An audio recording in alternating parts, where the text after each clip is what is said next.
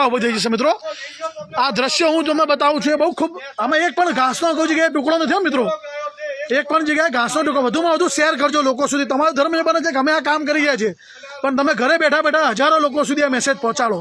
તમે જો આ ગાય માતા બધી ભૂખી છે ને કોઈ જગ્યાએ અહીંયા ઘાસનો ટુકડો, આ ગારો એટલો બધો છે, તમે જોઈ રહ્યા હોય તો જુઓ, આ ગારો અહીંયા આટલો બધો છે, આગળ ખૂબ ખરાબ હાલત છે ગાય માતાની।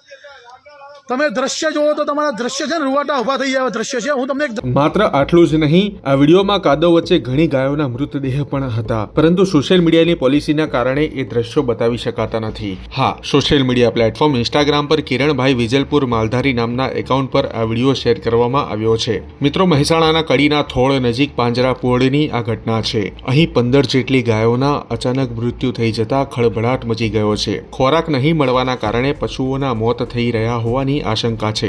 એક ગાયનો મૃતદેહ જોઈને તો એવું જ લાગશે કે ગાયને ખરેખર ખોરાક નહીં મળ્યો હોય, જેને તમે કિરણભાઈના ઇન્સ્ટાગ્રામ એકાઉન્ટ પર જઈને જોઈ શકો છો। આ બનાવને લઈને નાગરિકોમાં ખૂબ રોષ જોવા મળી રહ્યો છે, ખાસ કરીને માલધારી સમાજ રોષે ભરાયો છે।